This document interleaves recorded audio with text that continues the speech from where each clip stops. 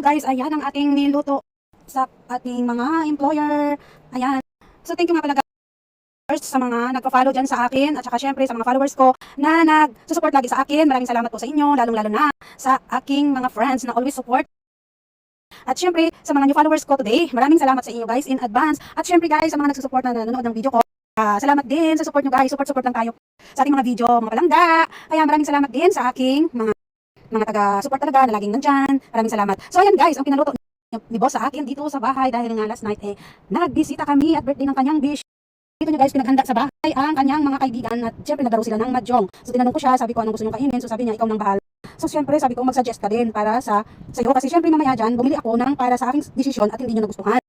So kaya ayan guys, nag-suggest siya na yan lang ang lulutuin ko at syempre dahil nga meron namang dala yung iba, so nag-share sila guys. At syempre dito naman yung mga best friend ni boss ko kapag sinabi nila magkakainan sila dito sa bahay. Palulutuin lang ako dyan ng mga 5 putahe, 6 na putahe, tapos yung iba naman may kanya-kanya ng bitbit. Kaya yan ang kanilang mga ginagawa palagi. So syempre gusto din nila maging masaya sila guys. At syempre masaya din ako para sa kanila kasi napakabait naman ng aking employer na to. So hindi naman nila ako itinuring na ibang tao, hindi naman nila ako family ang turing nila sa akin. At syempre nga guys, kapag kumakain kami, isang table kami, so minsan nilalagyan pa nila ng mga foods yung plate ko para kami magkakapatid. Kaya lagi kong panalangin talaga sa kanila na bigyan pa sila ng mga habang buhay para magkakasama pa kami dito together. Kasi nga itong mga boss ko, alam nyo na, medyo may mga karamdaman na. Kaya sa pang-araw-araw na paggising ko, pagtulog ko, kasama sila sa aking mga prayers.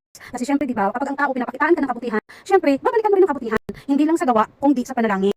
So di ba guys, hindi lahat ng taong gumagawa sa inyo ng mabuti, ay gaganti mo naman yung masama. Kaya payo ko dyan sa iba na nagagawa ng mabuti ng kanilang kapwa. Syempre, gumawa ka rin ng mabuti back, di ba? Hindi yung ginawan ka na ng mabuti, ginawan mo sila ng masama pag nakatalikod. So, napaka-very wrong guys. Kasi lahat ng bagay, nakikita tayo ng nasa itaas. Hindi natin yan maitatanggi. Kaya ako dito, kapag kahit wala sila, nagkukusa akong magtrabaho. Hindi ko kailangan pitikin nila ako, utusan nila ako, para ako pa ang magtrabaho. Di ba? So, dapat intindihin natin ang mga sinasabi ng mga boss natin. Huwag natin silang dadayain sa ura. Siyempre, nagko-connect din yan sa kanila guys, yung katapatan mo. Nararamdaman din nila ang katapatan mo sa kanila, sa pamamahay nila. Kaya ako kahit wala sila, nagtatrabaho ako ng maayos kasi alam ko na kahit wala nakatingin sa akin, may nakatingin pa rin sa taas. So, yun lang guys. Kailangan lang natin talaga, anuhin sila, ipanalangin, kasama sila sa ating mga panalangin. So, maraming salamat guys. Thank you for watching everyone. Maraming salamat. Bye-bye.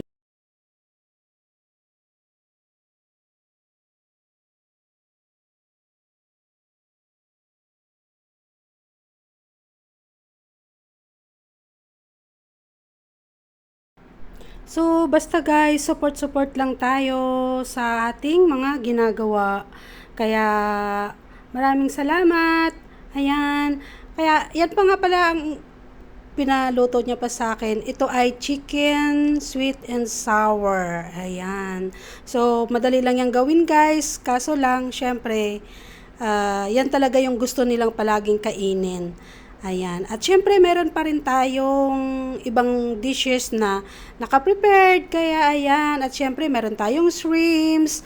At saka, meron pa tayong steam fish dyan. Kaya, yan ang ating mga menu na pinaluto nila sa akin. At syempre, yan ay lagi nilang gusto kong iluto at paborito nila yan guys. So, ayan. Kaya, sa mga ah, palaging nagpapaluto ng mga employer, sige lang guys, tiis-tiis lang tayo. Kaya mas maganda na gumawa tayo ng mabuti para sa kanila. Syempre, habang kumakain sila, ay ginaganahan din sila. At syempre, sarapan natin. Thank you for watching guys.